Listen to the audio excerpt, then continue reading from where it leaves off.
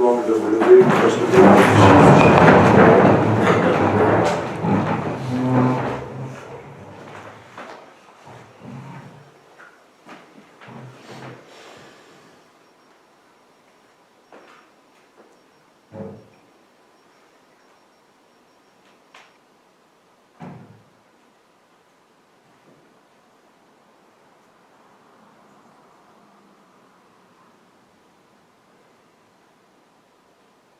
voilà, je vous remercie.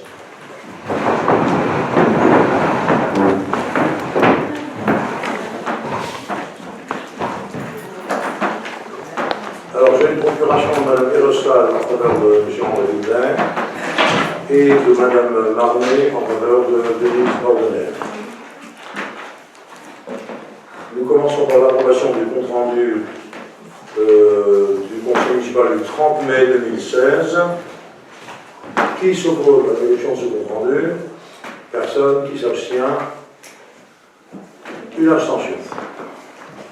Le compte-rendu est adopté. Et nous commençons par les communications. J'ai l'honneur de porter à votre connaissance les remerciements des familles suite aux condoléances adressées à l'occasion des décès de Mme Marie Muller et de M. Galbauer Frédéric. Les remerciements de la halte d'enfants, le impact pour la prestation de la conteuse Chantal Calle, qui a su captiver les enfants et leur a permis de passer un agréable moment. Les remerciements des habitants de la rue Gueutet qui ont participé à la fête de quartier pour la mise à disposition de tables et de bancs par les services techniques.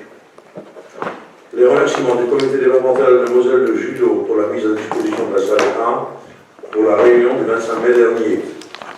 Les remerciements de l'association du personnel communal et assimilé et de la FAD pour la subvention qui leur a été attribuée. Le courrier de Mme la ministre de l'Environnement, de l'Énergie et de la Mer suite à la motion pour la gratuité de l'autoroute à Gap. Le courrier de l'Union cycliste du bassin houiller qui en date du 20 juin 2016 nous informe de son incapacité d'organiser la course cycliste du Grand Prix de la ville de l'hôpital le 15 août 2016 en raison de l'absence à cette date des dirigeants organisateurs et responsables de sécurité de l'association. L'état des contrôles de vitesse effectués sur la commune le 30 mai 2016 dans la rue de la Gare où 27 excès de vitesse ont été relevés. Enfin, le bilan de l'interruption de l'éclairage public à cheval sur les années 2015 et 2016.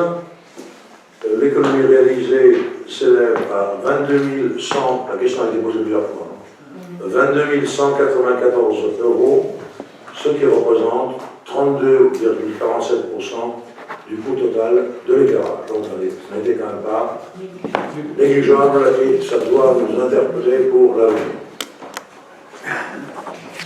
Ensuite, je tiens à vous informer que la ville dispose d'un potentiel de ressources fiscales supplémentaires du fait de l'absence de mise à jour de certaines valeurs locatives. Nous avons consulté un cabinet et les valeurs locatives des logements de la commune datent de 1960, en gros, et ils n'ont jamais été remises à jour. Un certain nombre de locaux seraient sous-évalués pour ce qui concerne la superficie, la catégorisation, l'équipement de confort. Par exemple, cette étude montre que 581 logements sur notre ville sont sans chauffage. C'est impensable. Je dirais serait. Oui, ça, oui. 110 logements ne comportent pas de toilettes. 207 logements sans douche ni baignoire, et dont plus de 80% ne seraient même pas équipés d'un lavabo.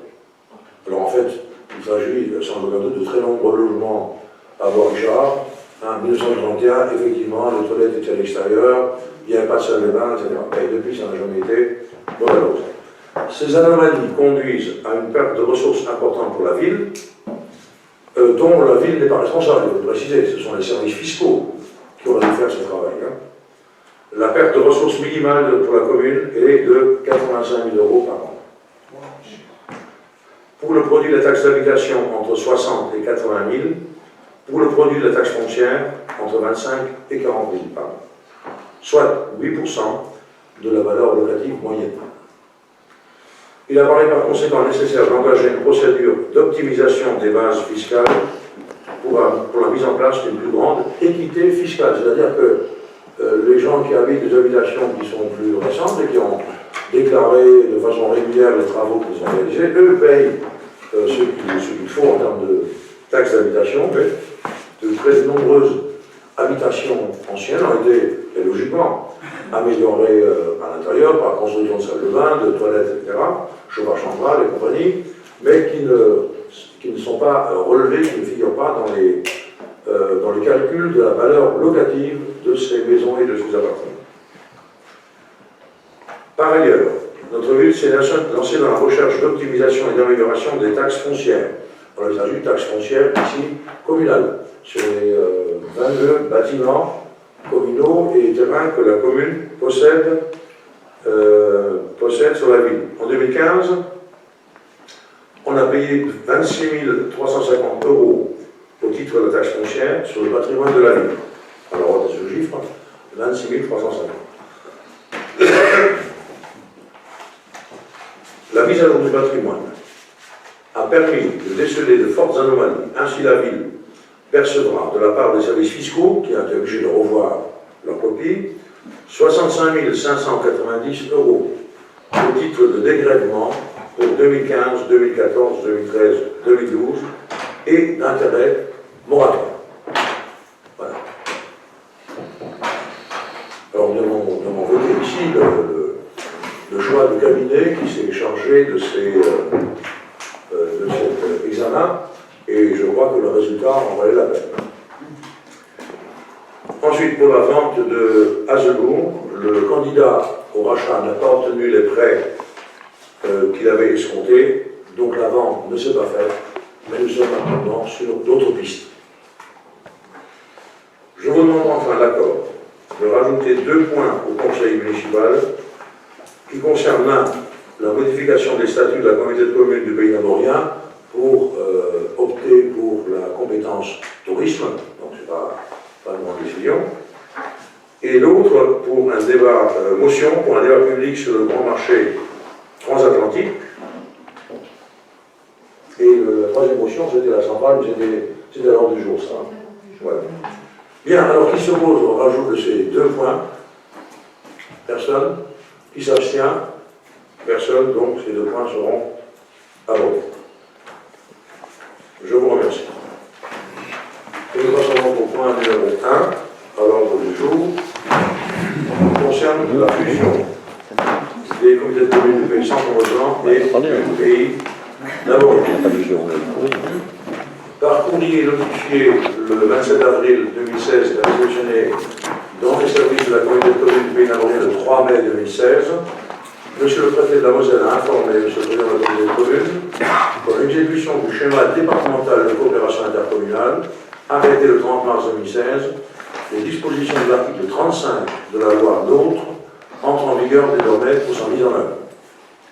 En considérant qu'en vertu de l'arrêté préfectoral du 27 avril 2016, un projet de fusion est prévu entre les communautés de communes du Centre-Roseland et du Pays Namorien, il revient au conseil municipal de la commune de l'Hôpital de donner son accord sur le nouveau périmètre envisagé.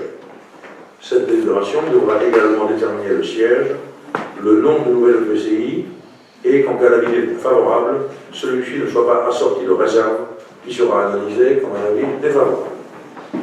Par ailleurs, 17 des 41 communes concernées par la fusion des 2 communautés de communes ayant délibéré pour demander que le nouvel EPCI fusionné soit une communauté d'agglomération, Monsieur le préfet de la Moselle sollicite expressément que la catégorie juridique du futur EPCI, communauté de communes ou communauté d'agglomération, soit déterminée dans la délibération se prononçant sur le projet de fusion. En vertu de ce qui précède, le Conseil communautaire du Pays Namorien, ayant délibéré en séance du 22 juin 2016 par un avis favorable sur le projet de fusion du périmètre entre les communautés de communes du Centre-Roseland et du Pays Namorien, assorti de la création d'une communauté d'agglomération au 1er janvier 2017, le conseil municipal de la commune de l'Hôpital est invité à donner son accord sur le projet de fusion du périmètre entre les communautés de communes du Centre-Roseland et du Pays Namorien, de solliciter dans le cadre de cette fusion la création d'une communauté d'agglomération au 1er janvier 2017, préciser qu'il délibérera avant le 31 décembre 2016 sur la détermination du siège et le nom du nouvel EPCI. Et enfin, indiquer M. le maire de la commune de l'hôpital, son représentant à l'exécution de la présente délibération. Y a-t-il des questions? Oui, donc moi je voudrais savoir quel est l'intérêt pour les habitants de l'hôpital de cette fusion. L'intérêt des habitants de l'hôpital pour cette fusion. La réponse est simple et elle est claire, c'est que... Ou quel sera l'impact pour les habitants, quoi. La volonté de l'État, aujourd'hui, est claire. L'État veut, l'État, c'est aussi bien la droite que la gauche, l'État veut créer de grosses communautés de communes, voire des communautés d'agglomération, afin de réduire le nombre de communes dans notre pays, communes au sens traditionnel, puisque vous savez qu'on est le seul pays d'Europe à compter 36 000 communes, et qu'à l'heure actuelle, d'ailleurs, on assiste à de très nombreuses fusions. L'intérêt, c'est que si nous optons pour cette fusion et pour cette communauté d'agglomération, nous serons la troisième ou la quatrième, je ne sais plus, communauté d'agglomération de Moselle-Est, puisqu'il y a 5 000 et Forbach pour l'instant, donc la troisième. On prendra position. Il est probable que dans l'avenir, la communauté de communes de Frein-Forbach sera rattachée à Forbach. Il est probable dans l'avenir que la communauté de communes du Varne, donc Croisval, soit rattachée à la communauté de communes du pays naborien. Ensuite, il ne faut pas oublier que la dotation de l'État actuellement pour la communauté de communes du pays naborien est de 3,5 millions d'euros par an. Et qu'en cas de fusion et de passage en communauté d'agglomération, nous passons à 7,3 millions d'euros. Donc nous aurons des moyens supplémentaires, avec bien sûr des compétences supplémentaires et du travail supplémentaire. Voilà. Donc je crois que c'est un choix stratégique pour l'avenir, et la commune de l'hôpital restera toujours, malgré cette fusion, la seconde commune en importance de cette nouvelle communauté d'agglomération après Saint-Avold. Voilà, donc pour nous, ça ne va pas changer grand-chose, sinon qu'il y aura des moyens supplémentaires disponibles au niveau de la communauté d'agglomération pour cette nouvelle communauté. Et la compétence assainissement, parce que je sais que la communauté du centre mosellan, ils ont la compétence assainissement. Est-ce que donc nous, on passera aussi, puisque normalement tout fusionne, et puis donc les compétences seront...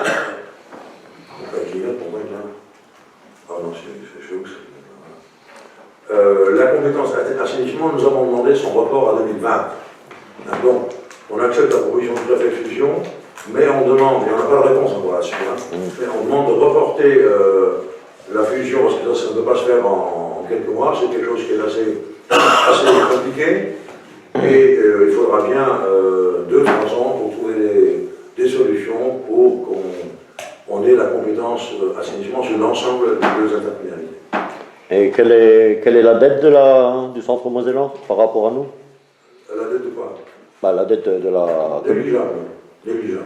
La plus grosse partie de leur dette, c'est l'assainissement, justement. Mais l'assainissement n'est pas véritablement une dette, puisque c'est réparti entre tous les consommateurs. Et est-ce qu'il y aura une réélection du président? Pardon? Est-ce qu'il y aura une réélection du président au niveau de la fusion? Bien sûr. Et comment ça se passe? Parce qu'actuellement, c'est les 10 maires des 10 communes qui sont vice-présidents. Est-ce qu'après, il y aura les 41 maires qui seront vice-présidents? Ah, j'en sais rien, c'est pas réglé. Il y a des négociations en cours entre les deux communautés de communes, mais je peux vous dire qu'il n'y aura pas 44 vice-présidents. Voilà. On se dirige vers la reconduction de ce qui existe actuellement, à savoir que la communauté de communes du pays naborien, c'est 42 000 habitants, que le centre mosellan, c'est 14 000 habitants, qu'ils ont un président et 4 vice-présidents, et on va sans doute rester à un près, en plus ou au moins, dans ce schéma-là. Voilà, mais ça n'est pas décidé, ça n'est pas tranché. Je dis simplement vers quoi, d'après moi, on se dirige. C'est un avis personnel pour l'instant. Voilà. Je vous propose de passer au vote. Alors, qui s'oppose à ce projet de fusion? Personne, qui s'abstient. Donc, 3 abstentions. Le point est adopté. Je vous remercie. passons au point numéro 2, donc décision modificative numéro 1 du budget principal, je passe la parole. Ah voilà. Donc les opérations de fonctionnement et d'investissement programmées dans le budget principal 2016 nécessitent les ajustements suivants. Donc il s'agit d'aller chercher 2 000 € sur le compte autre indemnité pour financer pour faire l'équilibre avec le fonds de péréquation communale et intercommunale. Donc moins 2 000 d'un côté, plus 2 000 de l'autre. Première chose. Bon, je vais vous préciser, c'est que le fonds de péréquation, on avait prévu au budget 140 000 et que finalement, lorsque la facture est arrivée, c'est 141 000 et des poussières. Voilà, donc il y a un ajustement de 2 000 €. Dans l'investissement, nous allons chercher 42 000 € dans le compte installation matériel et outillage technique pour les amener alors 15 000 € sur installation générale, agencement, aménagement de construction. Il s'agit notamment, vous passez devant ceux qui empruntent ma rue, c'est la porte du parking Nassau, pas le parking, l'accès de la salle des détentes par l'arrière qui a été rénové. 15 000 autres euros pour l'équipement du cimetière. Le columbarium commence à être limite. Je crois qu'il restait 3 cases, donc ça nécessite l'investissement malheureusement mais bon, d'un nouveau columbarium. Et 12 000 € en frais d'études. Ça concerne notamment une obligation qui est faite aux communes. Et on s'y prend même un peu tard, mais on est encore juste pour l'étude sur l'accessibilité des bâtiments publics. C'est une obligation. Voilà, des questions sur ces modifications? Pas de questions, je propose donc de passer au vote. Qui s'oppose à ces décisions modificatives? Personne. Qui s'abstient? Alors, 6 abstentions, 3 et 3. Je vous remercie. Nous passons au point 3. Décision modificative numéro 1 du budget assainissement. Je passe la parole à M. Muller. Le bracelet de fonctionnement programmé dans le budget annexe 2016 nécessite les ajustements suivants. Ce chapitre 65 528, entretien et réparation autres biens immobiliers, moins 100 €.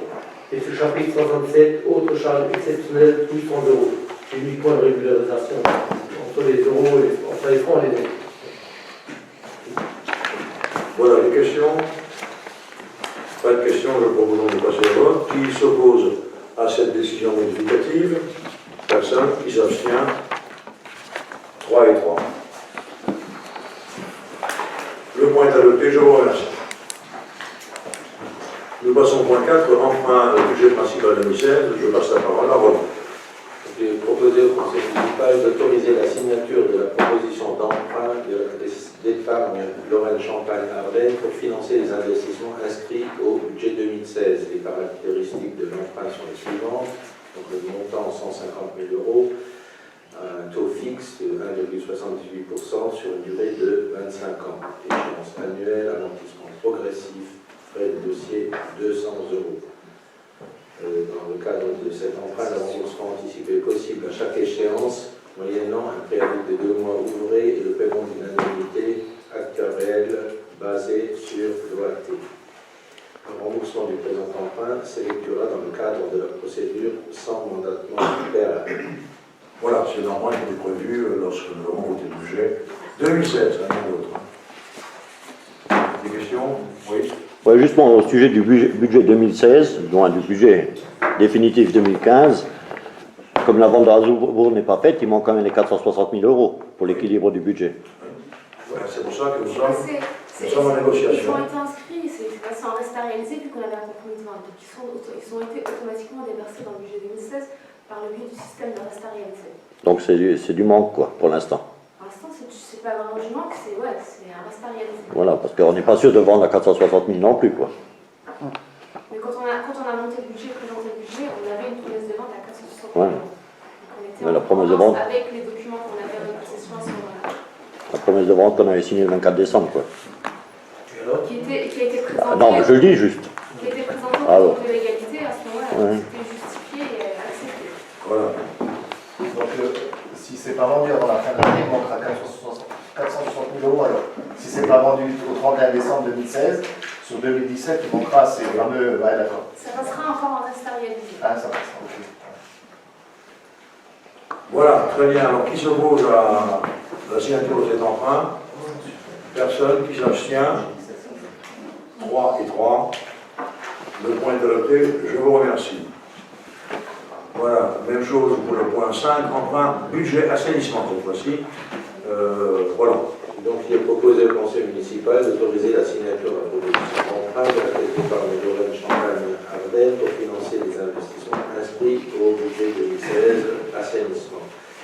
Les caractéristiques de l'emprunt sont les suivantes: montant 50 000 euros, taux fixe 1,76%, durée 25 ans, échéance trimestrielle, amortissement progressif, frais de dossier 200 euros. Le remboursement anticipé est possible à chaque échéance moyennant un terme livré et le paiement d'une indemnité actuarielle basée sur l'ERT. Le remboursement du présent emprunt s'effectuera dans le cadre de la procédure sans mandatement préalable. Bon, je rappelle qu'il s'agit de travaux urgents, vous pouvez rappeler, Jean-Luc, peut-être. Comment? Je vais rappeler les travaux urgents d'assainissement qu'on avait à faire. Il y a l'assainissement obligatoire à faire au Philippe, à l'école Philippe. Tous les mois, il y a toujours quelque chose à faire. On a de graves problèmes au niveau de l'école Pierre Philips, en raison d'une conduite qui est bouchée depuis un bout de temps déjà, donc il y a des problèmes d'infiltration dans la cave, et ça c'était absolument indispensable. L'atelier aussi, on était obligé de le faire là, la semaine dernière, déjà avant de. Le bâtiment à la main, Ouais. donc il y avait une conduite bouchée, puis il y a aussi l'assainissement qu'on a réalisé pour la maison de la petite enfance. Pour la maison de la petite enfance. Voilà. Voilà ce que couvre cette somme de 50 000 euros. Des questions? Pas de questions, je propose donc de passer au vote. Qui s'oppose à cet emprunt? Personne. Qui s'abstient? 3 et 3. Je vous remercie et la conséquence logique, c'est de revoir la redevance assainissement. Je passe la parole à M. Muller. Afin de financer les travaux réalisés et de répondre à l'obligation d'équilibre de budget, il a été décidé d'augmenter la redevance d'assainissement de 9 centimes à partir du 1er août 2016, soit 0,98 € le mètre cube. Il est demandé au conseil municipal d'approuver cette revalorisation. Voilà. 9 centimes ou 0,9 centimes? 9 centimes. 9 centimes. 9 cents, 0,09. Non, non, c'est écrit 0,9. Ah oui, ah oui, là, C'est pour ça qu'il y a quand même 10, c'est un facteur 10. Donc non, c'est 9 cents. Donc 0,09 euros. on est d'accord. Vous voyez corriger s'il vous plaît. Un facteur 10. Hein.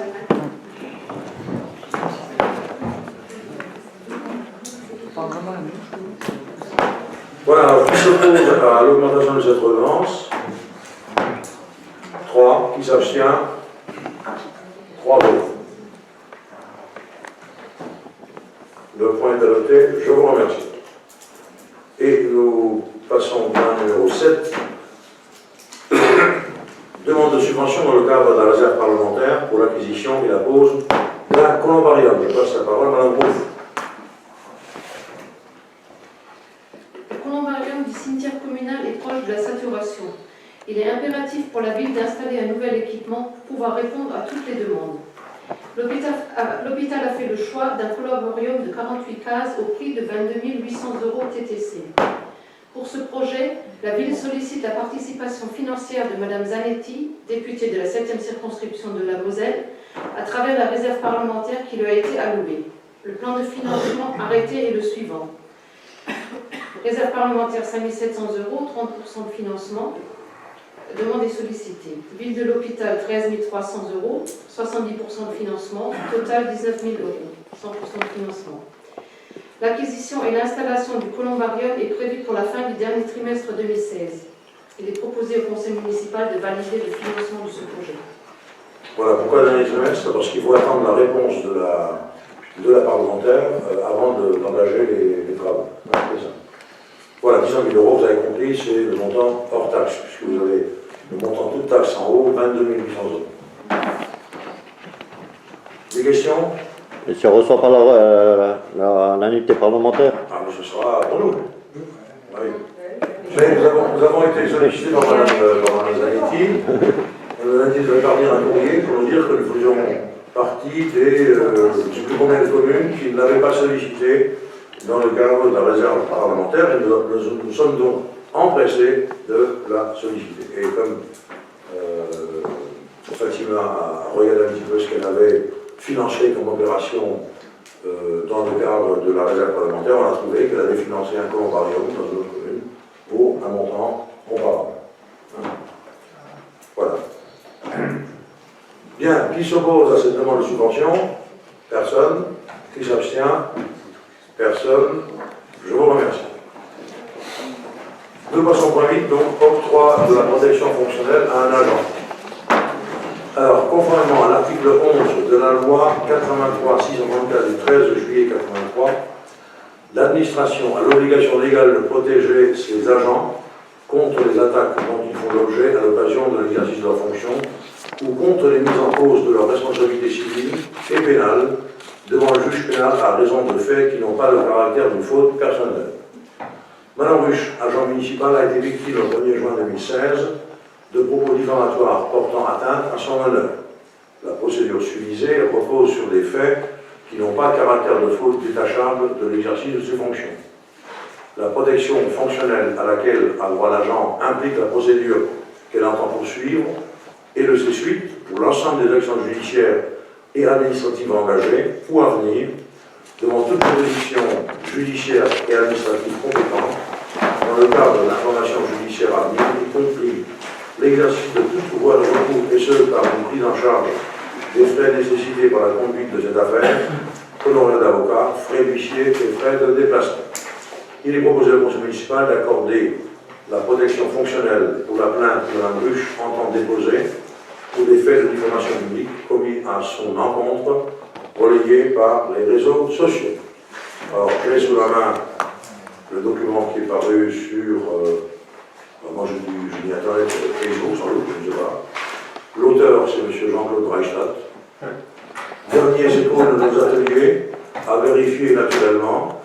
Après avoir récupéré les machines du site de Hazelbourg, il paraîtrait qu'une équipe de 3 personnes se soit rendue sur place pour tondre la pelouse, nettoyer le site. Il ne paraîtrait pas, c'est vrai, de ce qu'on a fait.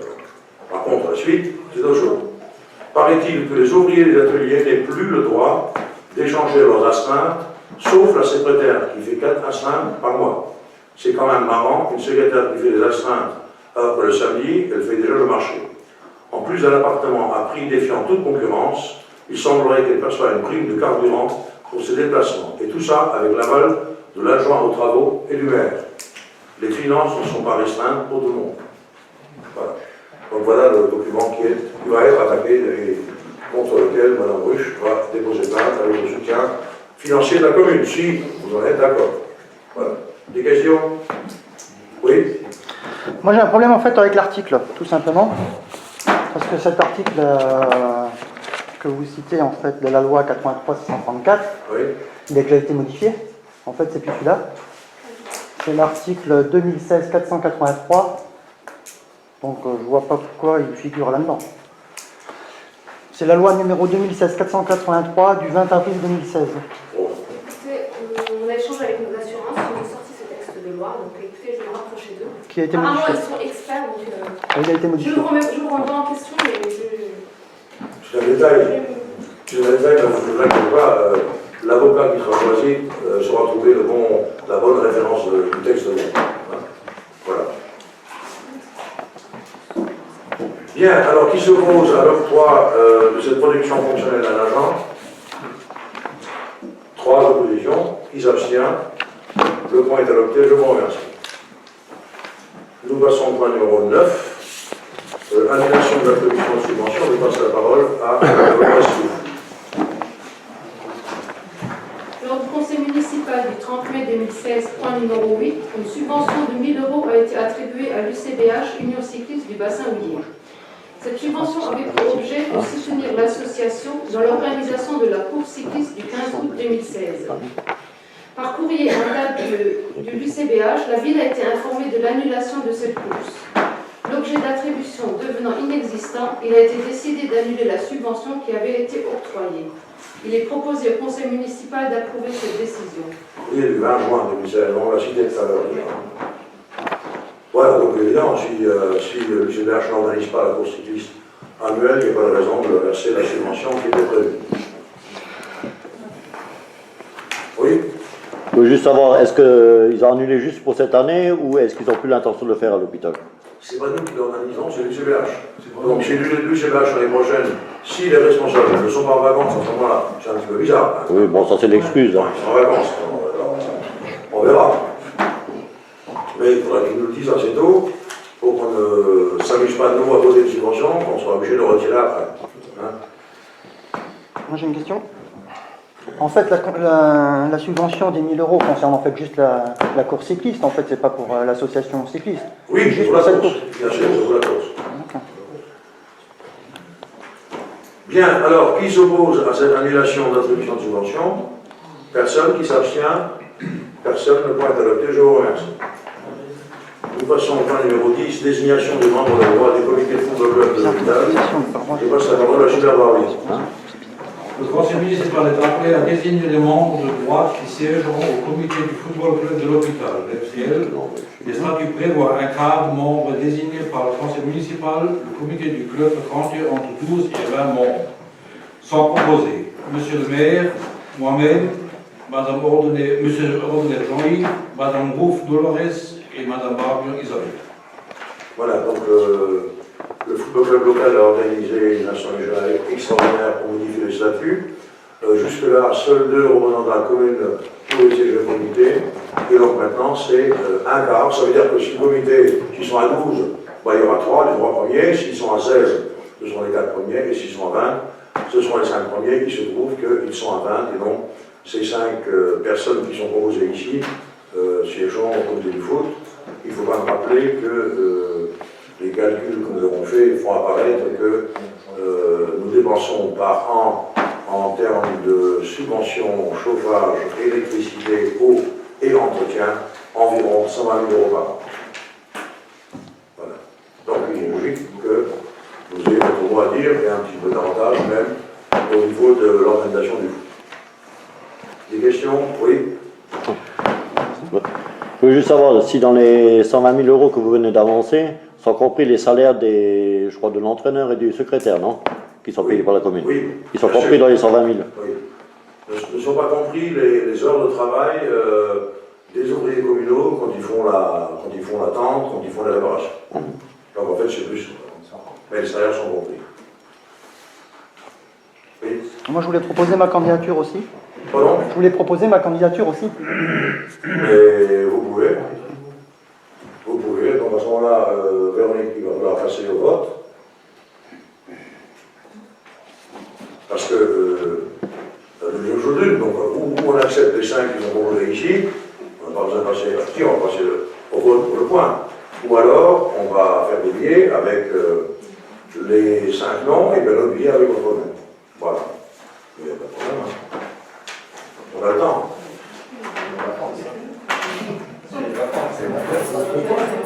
Pardon.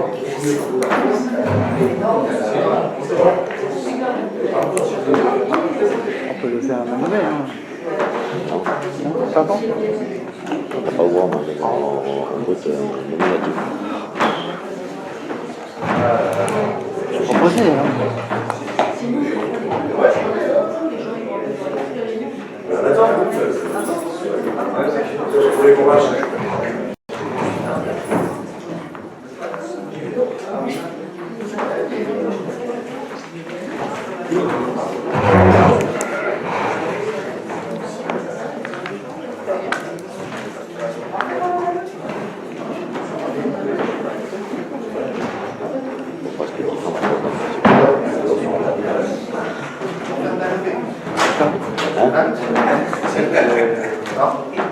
T'as pas le droit. Moi j'aurais proposé à main levée. Moi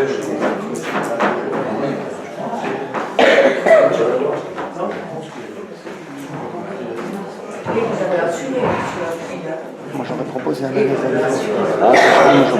Un levé, si vous le présentez. Alors écoutez, si vous en êtes d'accord, et pendant que le personnel administratif prépare les bulletins de vote, je vous propose de passer au point suivant et on votera le point 10 tout à l'heure, ok? D'autant que le point 11 concerne donc la motion de soutien aux emplois de la Centrale du Bûcher de Carlin Saint-Avold, le groupe Uniper. Le président François Hollande vient d'annoncer le 26 avril 2016, lors de la conférence environnementale, la mise en place dès 2017 d'un prix plancher du carbone en France uniquement, alors que pour les émissions de CO2, la France est déjà vertueuse en termes d'émissions de gaz à effet de serre. Ces émissions de CO2 par habitant issues de la combustion d'énergie représentaient 5,6 tonnes de CO2 par habitant en 2014, contre 7 tonnes dans l'Union européenne, en Allemagne, et 10, Allemagne et 10 en moyenne dans l'OCDE. La conséquence directe est la suivante: augmentation des coûts de production de l'électricité produite par des centrales utilisant du charbon dans un premier temps. Nul ne peut croire que les autres ressources fossiles comme le gaz seraient épargnées. Avec cette nouvelle taxation, le coût de revient pour les tranches à charbon en France uniquement va augmenter de 25 € par mégawattheure et passera donc de 35 € à 60 €, c'est pas écrit, vous corrigez, à 60 € par mégawattheure. Les tranches à charbon deviendront plus onéreuses que les tranches d'exploitation au gaz. Pour le gaz, c'est à peu près 45 € par mégawattheure. Charbon, 60 €, on l'a vu. Et ne seront donc plus sollicités. Pourquoi peut-on tuer la filière charbon en France?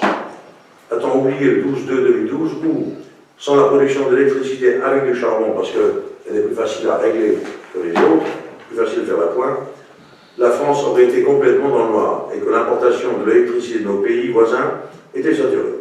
Décision absurde. Où est la sécurité d'approvisionnement énergétique? Où est l'indépendance énergétique? On ferme nos centrales pour acheter plus cher en Allemagne, parce qu'en Allemagne, la taxe carbone est beaucoup plus faible. C'est pas qu'elle n'existe pas, mais elle est beaucoup plus faible. En oubliant que la sortie du nucléaire dans ce pays favorise la production d'électricité à partir du charbon et de la lignite. Triple sanction pour la France, économique, fermeture à très court terme des 5 centrales au charbon, 2 pour Uniper à Gardanne en Provence et à Centrale Bûcher en Moselle, et 3 pour EDF à Cordemais et Le Havre. Et plus particulièrement fermeture de la tranche 6 de la Centrale Bûcher et risque de voir 80 salariés disparaître en 2017 après l'application de ce prix de plancher de CO2 à 60 €. Non, mais c'est 60. Ah oui. Ah oui. Après le dernier PSE à la Centrale Bûcher, il y a déjà eu 250 départs volontaires, soit un effectif actuel de seulement 130 salariés. Ensuite, autre conséquence, l'augmentation des prix de l'énergie pour les entreprises, ce qui nuira à leur compétitivité. Conséquence sociale, sacrifier des centaines d'emplois sur l'autel idéologique d'une écologie sectaire, avec licenciement de 4 emplois directs et plus de 200 indirects en Moselle. Écologie, bilan carbone détérioré par le fonctionnement des centrales allemandes au charbon, ayant un rendement énergétique inférieur à celui des centrales françaises. Les centrales au gaz ne seront pas épargnées et d'autres fermetures d'installation sont à prévoir. Le conseil municipal de l'hôpital soutiendra auprès des pouvoirs publics le maintien d'une activité industrielle de production d'électricité dans le respect d'une taxation écologique qui doit être uniformément appliquée en Europe et non uniquement dans notre pays. Le maintien des emplois sur le site de la centrale Émile groupe Uniper doit être notre objectif commun. Pour cela, des compensations économiques et sociales seront nécessaires. La présente motion est soumise à l'approbation de l'Assemblée. Y a-t-il des questions? Bien. Donc, on verra évidemment cette motion au gouvernement et puis aux représentants syndicaux de la centrale de la commune du Si, moi j'ai une question. Est-ce que les élus du Pays d'Amorien ont l'objectif de se mobiliser contre la fermeture ou pas? On a déjà une telle motion pour l'instant. Hein. Mais pour l'instant, la fermeture n'est pas programmée. Ce qui est programmé, c'est l'augmentation, mais l'augmentation n'est pas encore votée par le gouvernement. Hein, ça a été annoncé, mais ça n'est pas encore voté. Donc on n'est pas par le biais de... Parce que forcément, il y a toujours des compensations, mais entre guillemets, il n'y a pas d'emploi discret. Bien On sûr. lui donne de l'argent, mais en Oui. contrepartie, il n'y a pas d'emploi. Bien sûr. Et personne Bien sûr. se Bien, alors, qui s'oppose dans l'adoption de cette motion? Personne. Qui s'abstient? Personne, je vous remercie. Ce sera plus facile pour les secrétaires tout à l'heure. Ensuite, le point 12, modification de poste. Il est proposé de transformer un poste d'agent technique de deuxième classe à temps non complet de 20-35e à 33,15-35e à compter du 1er septembre 2016. Voilà.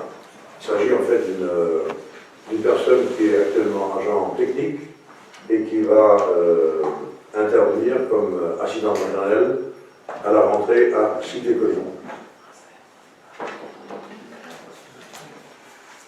Des questions? Pas de questions, je propose donc de passer au vote. Qui s'oppose à cette modification de poste? Personne. Qui s'abstient? Personne. Je vous remercie. Voilà, je vous parlais tout à l'heure de la compétence tourisme.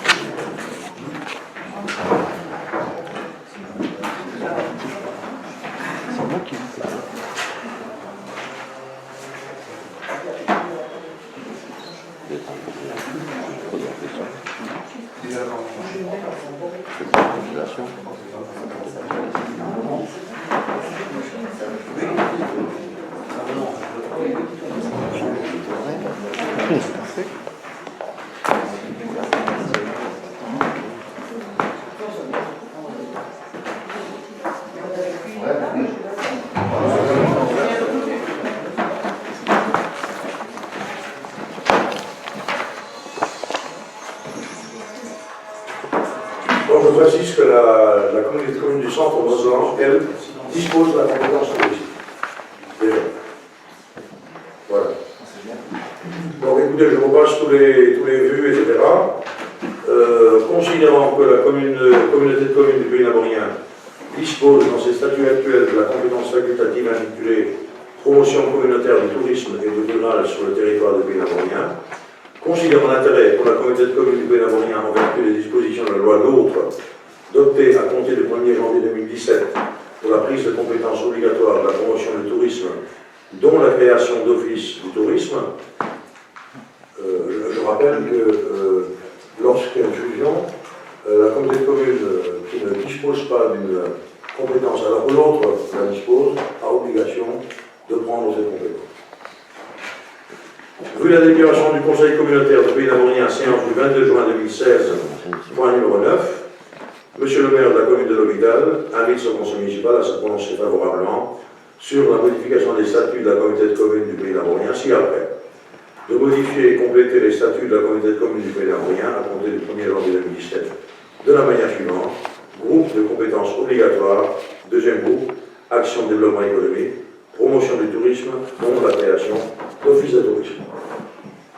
Donc l'office de tourisme Laborien, enfin celui de Saint-Avold actuel, deviendra office du tourisme intercommunautaire.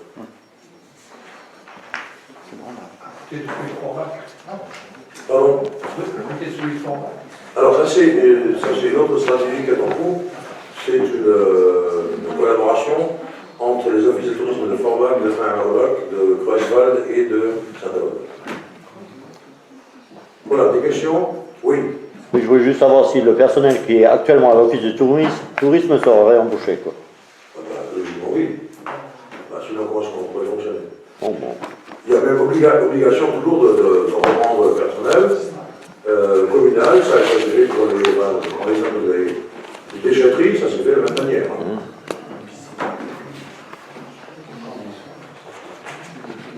Voilà, s'oppose à cette modification du statut de la communauté de communes? Personne qui s'abstient? Personne, je vous remercie.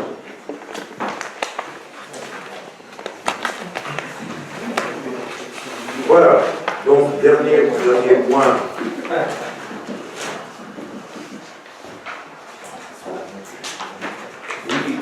Charles.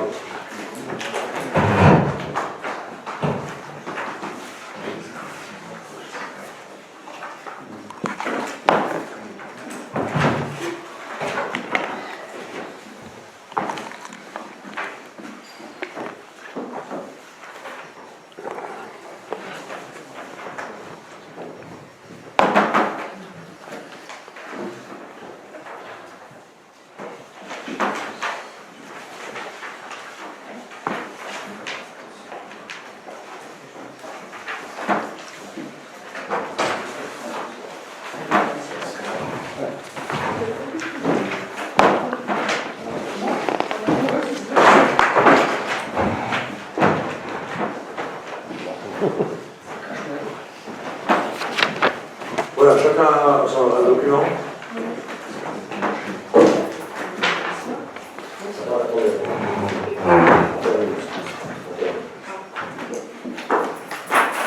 Bon, il s'agit de la motion pour un débat public sur le grand marché transatlantique, TAFTA. Vous en avez sans doute entendu parler, on en parle de temps à autre dans les médias. Le 14 juin 2013, les 27 gouvernements de l'Union européenne, dont la France, ont approuvé le mandat donné à la Commission européenne pour négocier un accord de libre-échange avec les États-Unis. Cet accord négocié dans le plus grand secret prévoit que les législations en vigueur des deux côtés de l'Atlantique soient harmonisées en libéralisant au maximum les échanges, la circulation des capitaux et en protégeant les investisseurs. Les multinationales auront la possibilité d'attaquer les États si elles considèrent que leurs profits sont menacés ou simplement revus à la baisse. Cela se traduira par des sanctions commerciales pour le pays contrevenant, ou par une réparation pouvant être de plusieurs millions d'euros au bénéfice des plaignants. Le Conseil considère que, si les gains attendus des échanges sont flous, les risques sont bien réels. Avec cet accord, l'agrobusiness américain pourra plus facilement écouler ses produits sur le marché européen. Mais c'est surtout au niveau des mesures non tarifaires que l'accord va être impactant. En effet, les normes sociales, sanitaires et environnementales seront interdites si jugées déraisonnables, arbitraires ou discriminatoires. Le Conseil estime que cette libéralisation réglementaire ferait voler un éclat les normes sociales et environnementales appliquées en Europe et en France. Le libre accès aux matières premières y est explicite. Fini donc l'interdiction d'exploiter les gaz de schiste. L'interdiction des OGM ne sera plus possible, etc. Le Conseil constate que la vie de l'hôpital serait impactée directement si ce traité était signé. Il sera alors en effet très compliqué d'imposer, par exemple, du 100% de nourriture biologique et locale dans les restaurants scolaires, de défendre une politique de régie pour la distribution d'eau et la production d'énergie, car ces biens seraient privatisables et toute municipalité s'y opposant pourrait être accusée d'entrave à la liberté du commerce. Donc vous voyez que c'est extrêmement grave. Le Conseil demande au président de la République et au nouveau président de la Commission européenne la diffusion publique immédiate de l'ensemble des textes relatifs aux négociations du Transatlantic Trade and Investment Partnership, TTIP, qui représente une attaque sans précédent contre la démocratie. L'ouverture d'un débat national sur l'ensemble des accords de libre-échange impliquant la pleine participation des collectivités territoriales, des organisations syndicales et associatives, des organisations socio-professionnelles et des populations. L'arrêt des négociations sur le partenariat transatlantique de commerce et d'investissement, TTIP, dit Grand Marché transatlantique, tant que la représentation nationale n'aura pas ouvert ces négociations.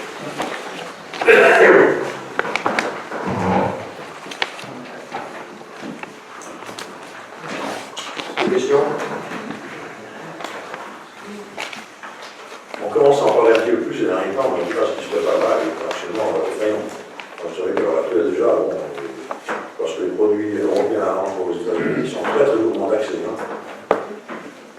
Par contre, l'inverse, c'est pas vrai. Et donc, en fait, c'est encore accentuer et augmenter la libéralisation du commerce international, surtout entre les États-Unis et l'Europe. Voilà, qui s'oppose à l'adoption de cette motion?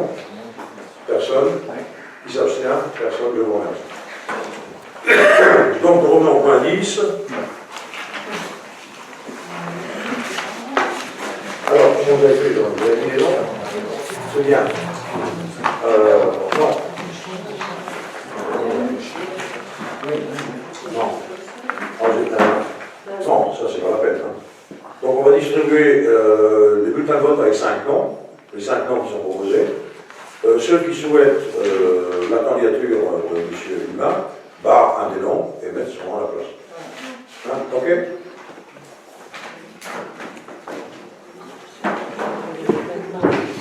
Et deux pour les procurations.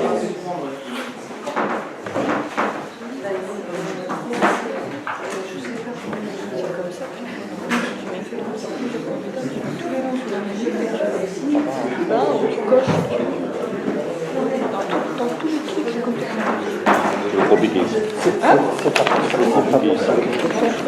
C'est juste qu'ils peuvent le proposer à tout le monde.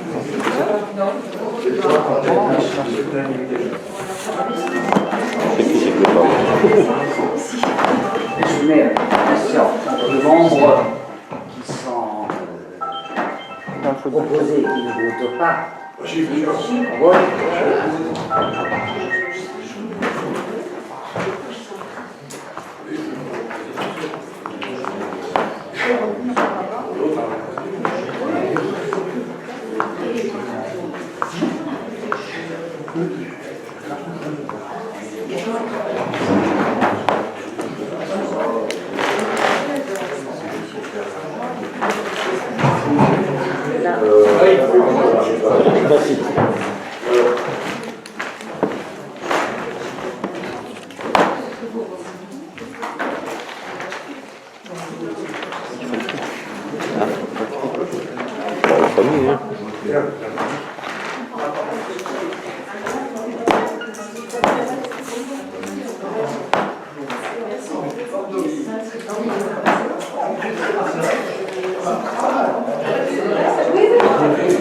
C'est nul.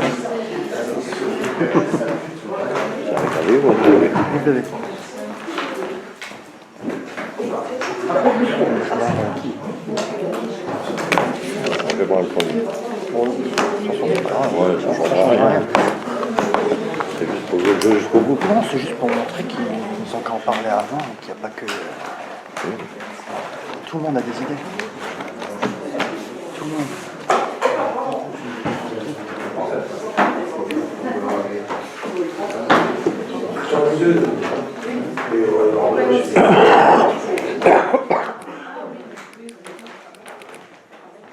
Est-ce que je peux demander à Rita de m'aider à dépouiller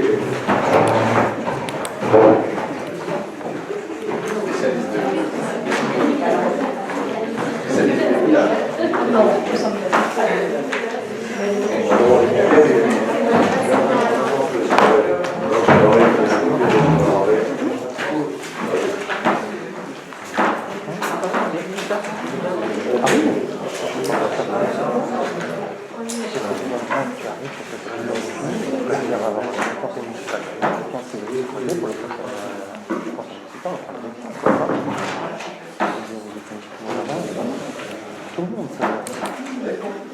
Tout le monde a des idées, tu vois.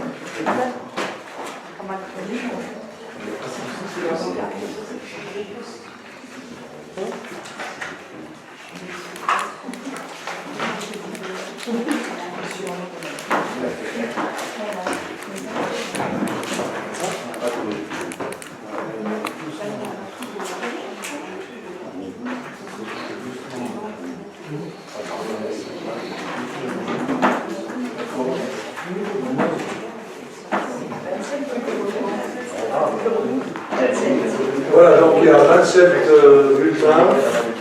On a fait le tri tout de suite entre ceux qui ont voté pour les 5 candidats proposés et ceux qui ont proposé quelqu'un d'autre.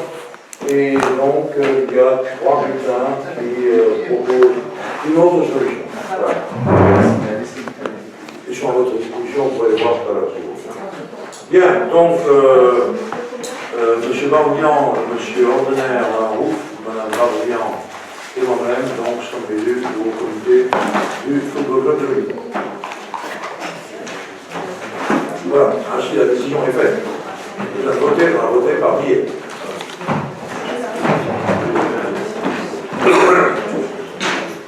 Bien, l'ordre du jour est donc épuisé. Je vous remercie, je lève la séance et je vous souhaite de passer une bonne soirée.